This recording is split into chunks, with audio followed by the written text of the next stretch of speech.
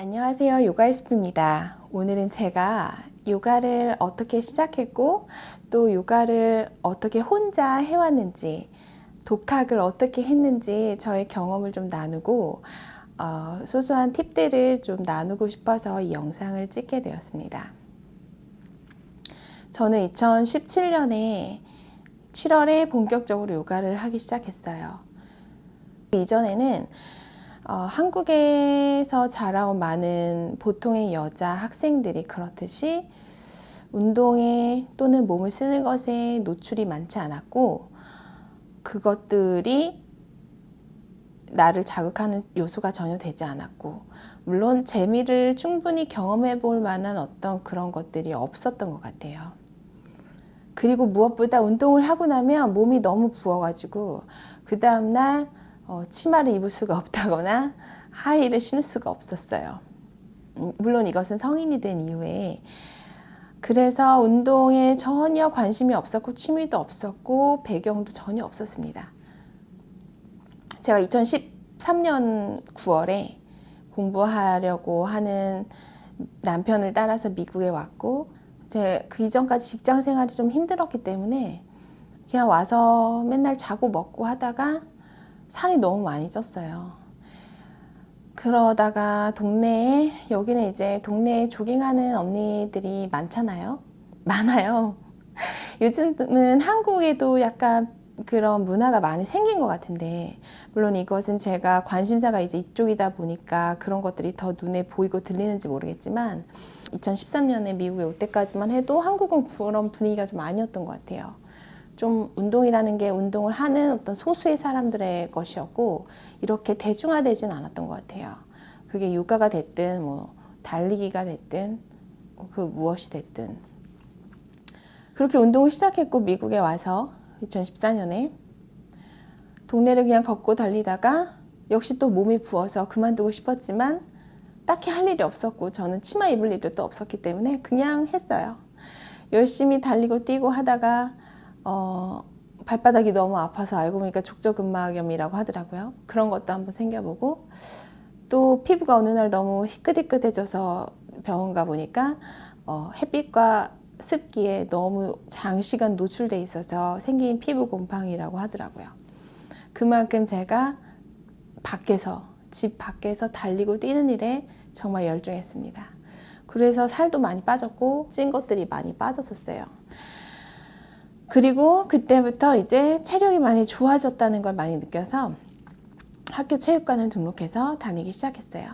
주로 제가 했던 건 킥복싱, 줌바, 고강도 인터벌 트레이닝 이런 것들을 했어요. 여기가 학교 체육관이었기 때문에 대부분의 20대 초반의 예쁜 대학생들이 많았어요. 그룹 클래스에 들어오는 학생들은 대부분 이제 여학생들이었으니까 그 예쁘고 생글생글하고 그 밝은 에너지가 너무 좋아서 더 열심히 다녔어요. 그래서 그 예쁜 언니들과 뭐 사실 언니가 아니죠. 저는 그 당시 이미 30대 아줌마였으니까 그래서 그 생글생글하고 밝은 에너지 속에서 같이 운동하고 오면은 너무 좋았고 스트레스가 다 풀렸고 그랬습니다. 제가 이제 혼자 뛰고 걷고 하면서 이제 체력이 정말 많이 좋아졌다고 느꼈던 시점이 있는데 이제 남편이랑 학회차 이제 남편 학회를 따라가서 시카고에 갔는데 거기 정말 돌아다닐 일이 많잖아요. 게다가 학회 장소와 저희 호텔이 40분 거리였어요. 걸어서 저렴한 데를 찾다 보니까 그랬는데 거기를 왕복 하루에 이제 40분씩 다니고 여행하러서 이제 남편은 학교에 들어가고 저 혼자 막 돌아다니는데 정말 하루 종일 걸어 다니는데도 힘들지 않더라고요. 예전에는 한국에서 저는 만성 비염이었고 식도염, 위염 이런 것들이 있었고 그땐 정말 뭐 출퇴근 항상 걸어 다니고 뭐 술도 거의 먹지 않았고 이렇게 나름대로 모범적인 생활을 하고 있었는데도 몸이 항상 이렇게 좋지 않았어요. 비염도 정말 너무 심해서 일상생활에 지장이 많았는데 미국에 오고 운동을 시작하고 하면서 그 모든 증상들이 다 사라졌어요. 혹시 미국에 와서 공기가 바뀌어서 그런 변화가 생긴 건 아닌가 뭐 할 수도 있겠지만 제가 예전에 한국에서 이제 비염 때문에 약도 많이 먹었는데 불면증도 있었네요. 여러 가지들이 있었는데 아무튼 한약방을 한번 갔었는데 그 당시 그분이 한의사 선생님이 저에게 폐활량을 늘리면 이런 거 먹지 않고 그래도 비염은 정말 많이 개선이 된다 이러면서 막 무슨 오행 뭐 이런 거 있잖아요. 그런 거 가지고 저한테 설명을 많이 해주셨는데 그때도 이제 운동을 좀 하다가 몸이 부어서 그만뒀던 기억이 나요. 그게 생각이 나더라고요. 내가 미국에 와서 운동을 하고 이러면서 폐활량이 좋아져서 비염이 없어진 게 아닌가? 근데 그때부터는 정말 항상 코가 뚫려 있죠. 예전에는 코가 항상 막혀 있고 항상 콧물이 나고 그랬는데 그 모든 것들이 사라지면서 정말 삶의 질이 너무 높아졌어요. 삶의 질도 높아졌고 체력도 좋아지고 하면서 기분이 안 좋거나 힘들 때는 나가서 걷고 뛰면 정말 완전히 기분이 바뀌어서 돌아오는 경험들이 많았고 그런 것들이 계속 누적되면서 저는 정말 운동에 빠졌었어요. 그러면서 학교 체육관을 다니고 거기서 그 밝고 생글생글한 언니들 사이에서 운동을 했는데도 내가 체력적으로 이렇게 밀리지 않는다는 거를 거기서 확인을 또 하게 됐죠. 대부분 20대 초반이고 한국의 어떤 교육 환경보다는 훨씬 더 여학생들이 운동이나 몸을 쓰는 것에 노출이 더 많이 되는 여기 시스템이기 때문에 그 언니들 사이에서 내가 잘한다는 거를 느끼고 나서는 더 자신감이 붙어서 정말 재미나게 했습니다. 그 당시에 저는 남편은 공부를 하고 있었고 늘 바빴고 아이는 없었지만 미래에 대한 불안감이 있었어요. 누구나 그 시절에는 그렇고 나이를 먹어서도 당연히 있지만 나는 뭐 해야 되지? 남편은 공부를 하고 자기 인생을 살 텐데 나는 무얼 할까? 그런 막막한 두려움이 있었어요. 미국에 와서 공부를 하고 싶었지만 잘 되지 않더라고요. 제가 무엇을 공부하고 싶은지도 딱히 명확하지 않고 공부하고 싶은 분야는 있었지만 우연히 또 여기 있는 대학이 그 분야로 너무 탑이라 더욱 자신이 없었어요. 토플 공부도 한다고 했다가 지지부진하게 끝나고 딱히 나에게 일상생활에 성취감은 없고 남편은 늘 바쁘고 공부로 힘들어하고 그리고 여기는 나름 도시긴 하지만 저희가 사는 곳은 학교 기숙사인데 이 주변에 정말 아무것도 없고 그냥 나갈 수 있는 곳은 뭐 공원, 마트 그리고 무슨 일을 하려고 해도 영어로 해야 되니까 이제 그 당시만 해도 남편의 도움을 좀 받아야 됐고 이런 것들이 굉장히 좀 삶의 스트레스였어요. 또 아이를 낳아야 되는데 아이를 내가 키울 수 있을까? 뭐 이런 생각도 들고 한국에서 초등학교 교사를 기간제로 일하다 왔는데 그 일을 제대로 내 일로 여기고 하고 싶은 마음이 없었어요. 네, 제 인생에 실패감이 많이 있었는데 직업적인 면에서나 어떤 내 삶의 어떤 작고 큰 성취감을 느끼는 면에서나 여러 가지로 너무 자신이 없었어요. 네, 그랬습니다. 그랬는데 운동이 돌파구가 되어준 거예요. 그리고 할수록 느는 게 너무너무 느껴지고 또 나에게 바로 보여지고 아니 이 공부는 하는 만큼 늘지 않는데 운동은 이렇게 바로 보상이 오는구나. 너무 좋았고 너무 즐거웠고 정말 너무 재밌었어요. 제가 주로 학교 체육관에서 들어갔던 그 그룹 클래스는 고강도 인터벌 트레이닝 막 유산소 하다가 막 근력 운동 하다가 막 유산소 하다가 근력 운동 이런 거 있잖아요.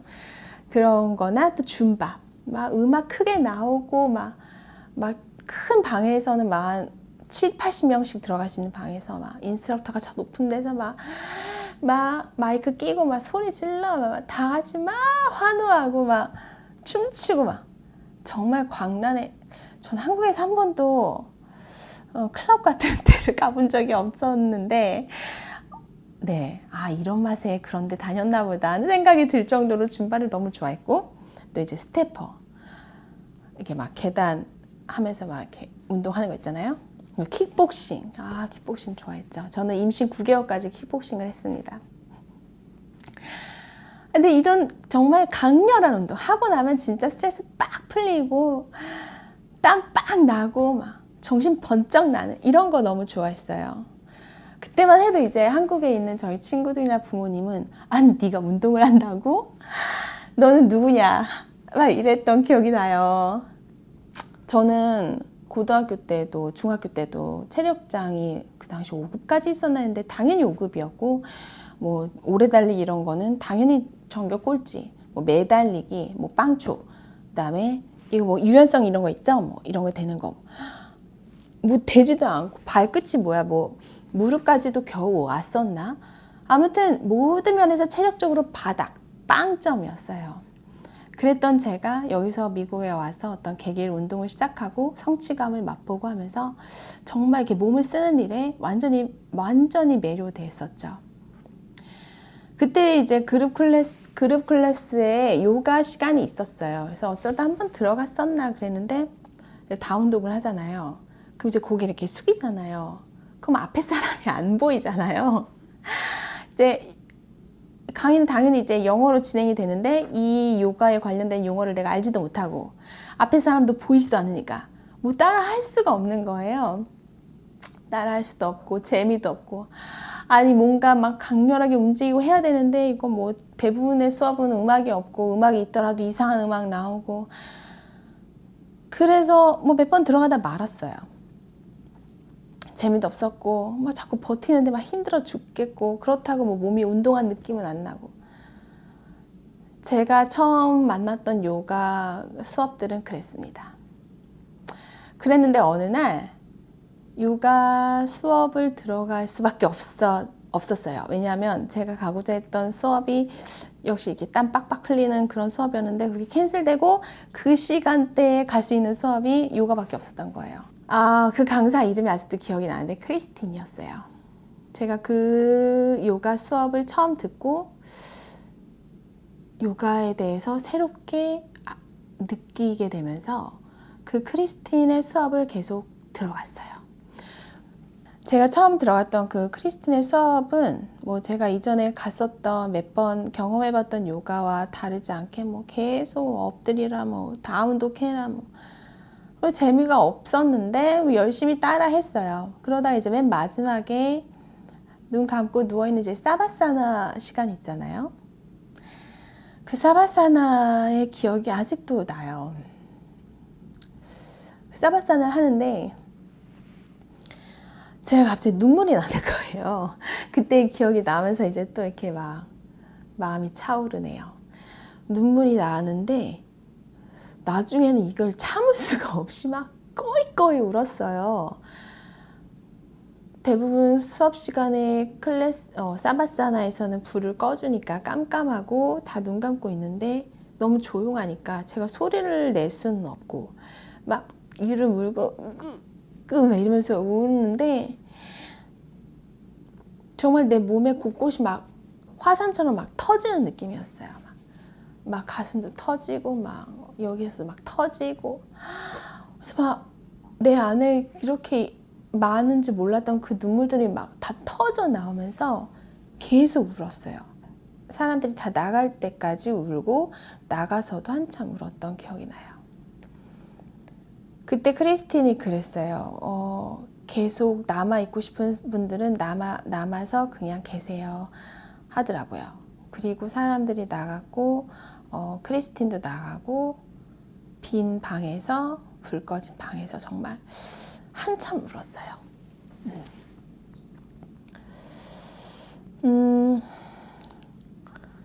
제가 이야기가 참 많은데 살아온 이야기가 많은데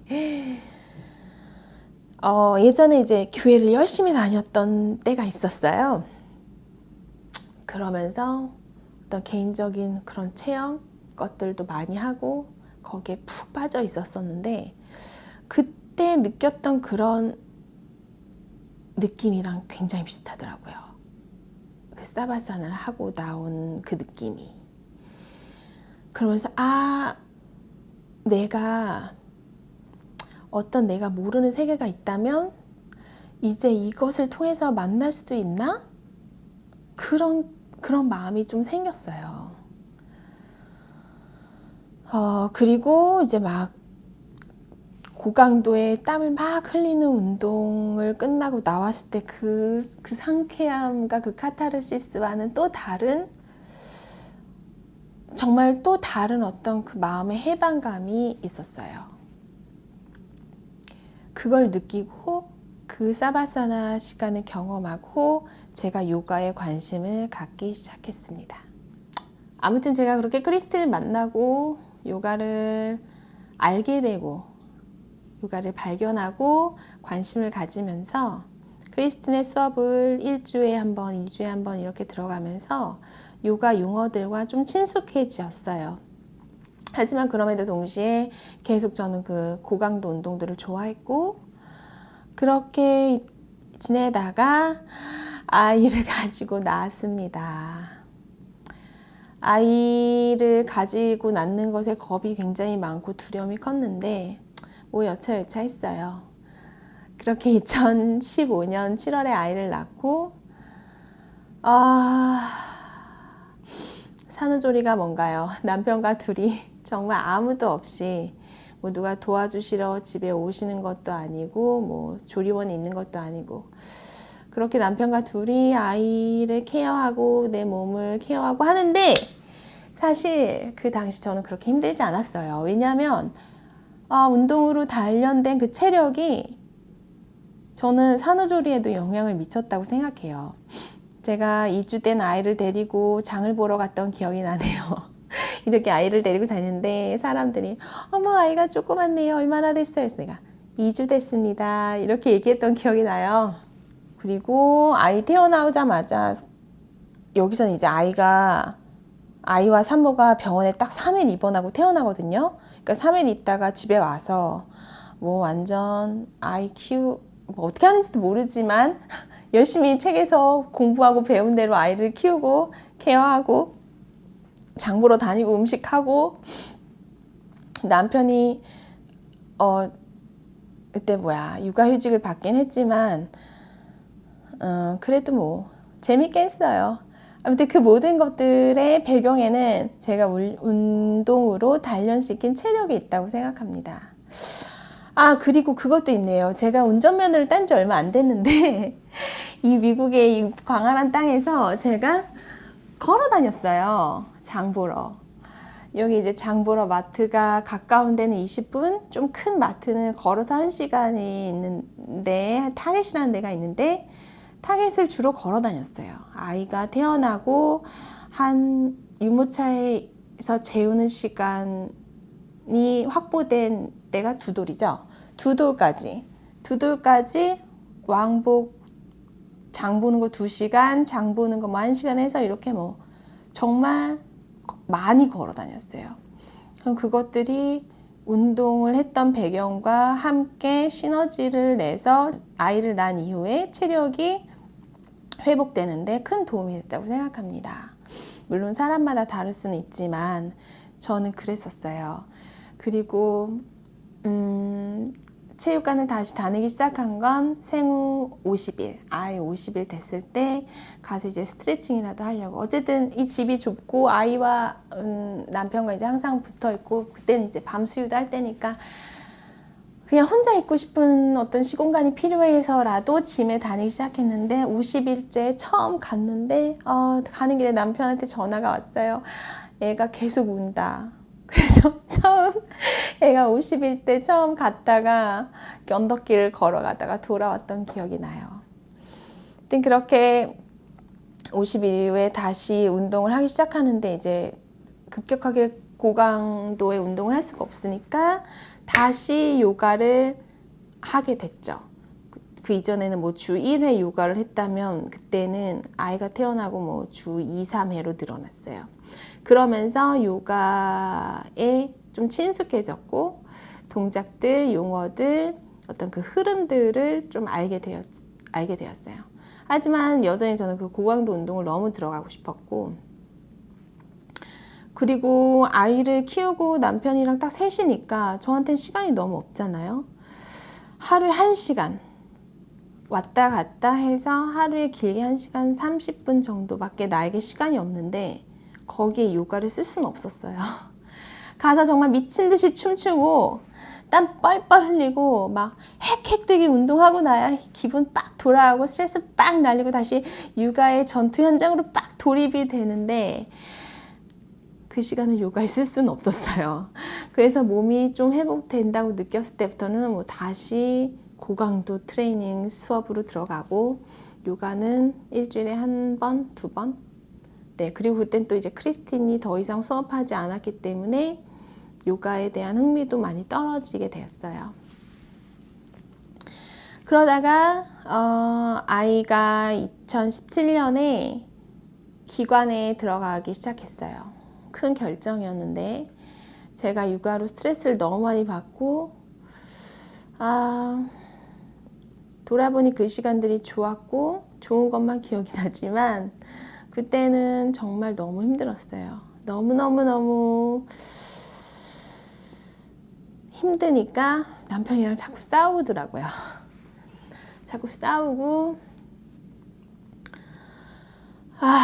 여러 가지로 이제 쉽지 않았기 때문에 네, 그때 예전에 그 사바사나의 기억이 나면서 요가를 다시 제대로 해보고 싶다는 마음은 있었지만 시간이 없었고 그러다 마침 아이가 2돌 되는 해에 기관에 보내면서 저에게 하루 반나절의 시간이 생깁니다.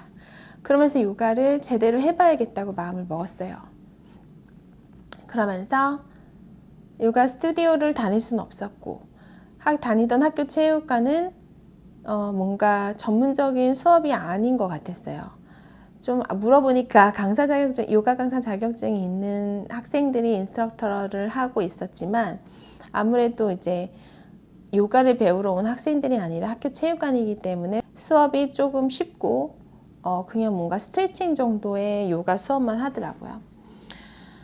그래서 제가 유튜브 같은 걸 찾아보기 시작했는데 유튜브도 따라 할 수가 없었어요. 왜냐하면 이제 어느 정도 요가의 용어 같은데 친숙해졌지만 보고 따라할 사람이 없으면 따라할 수가 없는데 혼자 따라하는 게 아무튼 쉽지가 않았어요.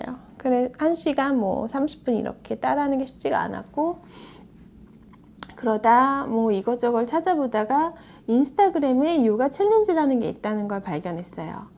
그 당시에 뭐 계정은 있었지만 하고 있지 않았기 때문에 요가와 관련된 모든 것들을 팔로우하면서 요가 챌린지를 시작했습니다. 요가 챌린지는 이런 거예요. 이렇게 요가 하시는 분들이 호스트가 되어서 몇 명 모여서 뭐 일주일 동안, 길게는 열흘 동안, 짧게는 뭐 3일, 5일 동안 하루에 하나씩 동작들을 지정합니다.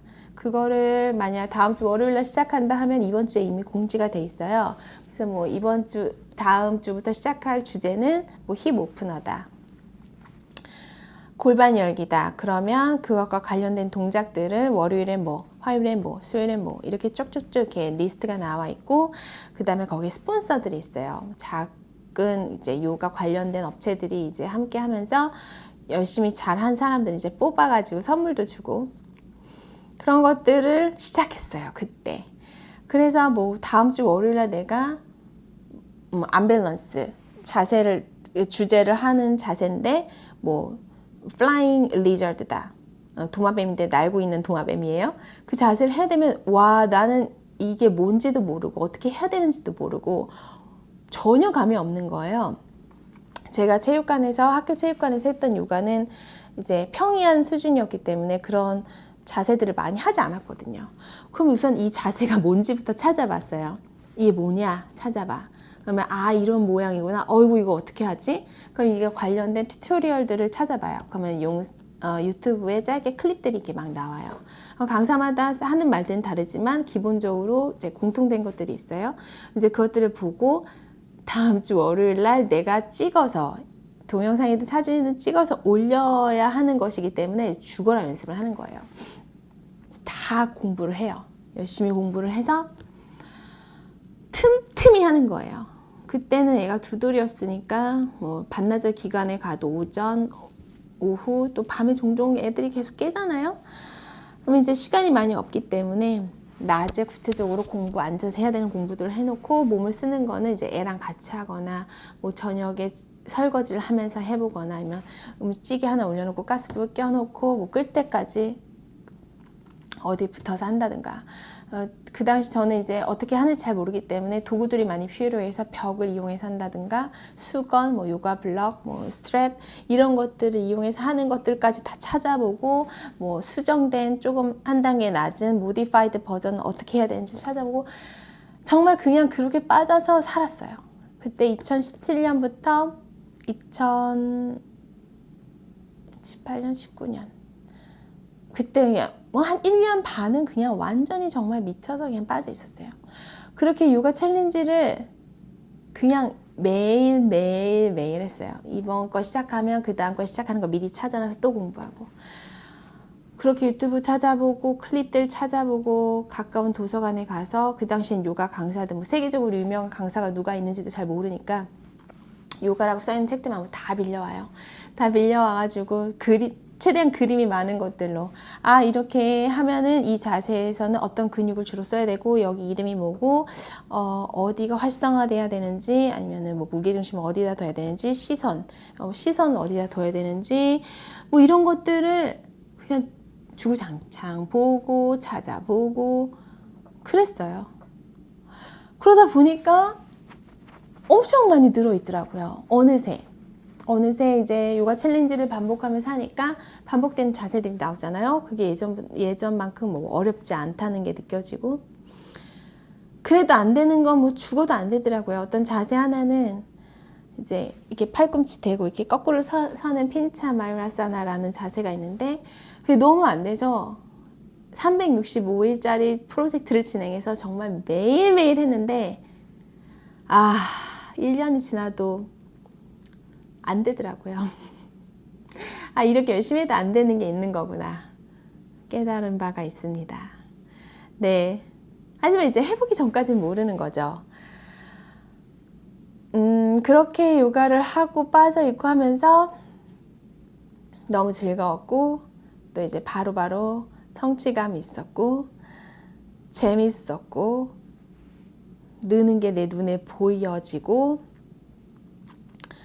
네, 그렇게 지냈어요. 그러면서 또 동네에 이제 육아를 하면서 저처럼 늘 이 공부하는 남편 뒷바라지와 아이 키우는 거에서 이제 저처럼 쩔어있고 힘든 이제 언니와 친구들과 함께 동네에서 운동을 하기 시작했습니다. 그때 이제 코로나 전이었으니까 이 좁은 집에서 막 7, 8명씩 모여서 빽빽하게 요가도 하고 고강도 운동도 하고 뭐 타바타 고강도 인터벌 트레이닝 이런 걸 하는데 제가 인스트럭터로서 같이 했어요. 그 이전에 학교 체육관을 다닐 때도 운동 또 헬스 저는 기구는 잘 안 쓰고 맨몸 덤벨을 들고 하는 운동을 많이 했는데 인스트럭터들이 하는 말들을 굉장히 귀담아 들었고 그들이 동작 중에 발가락 움직임이 어땠는지까지 굉장히 유심히 보고 집에 와서 또 찾아보고 관련된 해부학 또는 헬스 관련된 것들 찾아보고 하면서 제가 많이 경험이 누적되면서 누군가에게 저의 경험을 나누고 함께 운동을 또는 가르치고 할 수 있다는 것들을 그때 많이 경험을 했죠. 그러면서 한 1년 겨울에는 막 이 좁은 집에서 하고 여름에는 잔디밭에서 하고 다들 애들이 어리거나 막 학교 간 언니 친구들이었기 때문에 막 애 유모차에 재워놓고 앞에 놓고 같이 하고 막 그랬어요. 그러면서 내가 운동을 한 것뿐 아니라 누군가에게 가르치고 전달하는 것까지 그때 많이 훈련을 한 것 같아요. 그때 함께 해주신 언니들, 친구들 감사합니다. 이 영상을 보고 계신다면 다시 한번 이 자리를 빌어 함께 해주셔서 감사했다는 말 전하고 싶어요. 그리고 그리워요. 네, 그랬어요.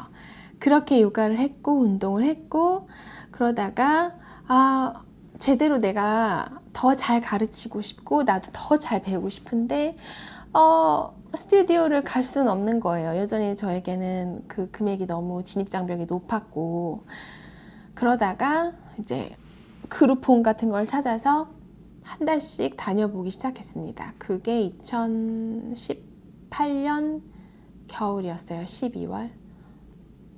그러면서 이제 제가 중점적으로 뒀던 건 강사와 저의 어떤, 그러니까 그 스튜디오마다 메인 강사가 있는데 그 메인 강사와 저와의 어떤 그런 궁합 같은 거, 그게 1대1로 만나지 않고 클래스에만 들어가도 이제 느낄 수 있잖아요. 그리고 그 전체적인 분위기, 그래서 내가 이 스튜디오에서 하는 강사 자격증 과정을 할 수 있는가, 이런 것들을 좀 봤어요. 그러면서 한 2군데 다녔다가 영 아니어서 3번째 간 곳이 그 크리스틴이 알려준 스튜디오 원 요가였어요. 근데 거기서 이제 완전 뿅 가가지고 강사도 너무 좋고 너무너무 알려주는 것도 많고 배우게 되고, 당연히 저는 1대1 클래스도 아니었고 한 달 이제 무제한을 끊어서 다녔는데 그때 정말 많이 배웠어요. 그게 5월이었어요. 5월에 다니면서 9월 달에 여기서 하는 강사 자격증 코스가 있다고 하니 이걸 들어야겠다 했는데 그때도 여건이 딱히 좋지가 않았어요. 200시간을 들어야 하니까 일주일에 절반 이상은 나가 있어야 되고 또 수업도 들어야 되고 숙제도 해야 되고 하는데 남편이 그때 너무 바빴고 아이를 그럼 전담해야 되는데 여건이 되지가 않아서 한 학기를 또 미루고, 그러다가 3월 달에 2020년 올해 3월에 드디어 코스에 들어가고 6월 달에 드디어 자격증을 땄습니다.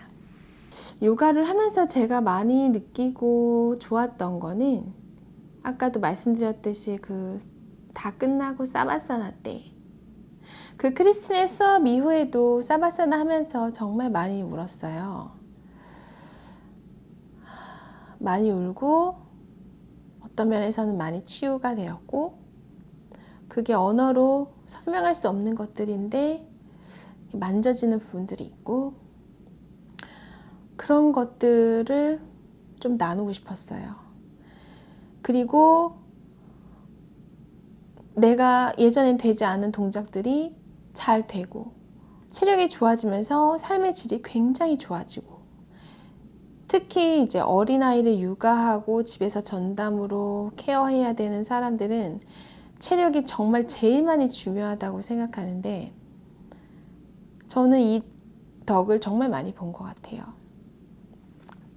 고강도 인터벌 트레이닝을 했을 때와 요가를 주로 했을 때는 어떤 몸에 느껴지는 감각이 많이 다른데 그거를 이제 유연성이라는 단어로 설명할 수 있는 것 같아요.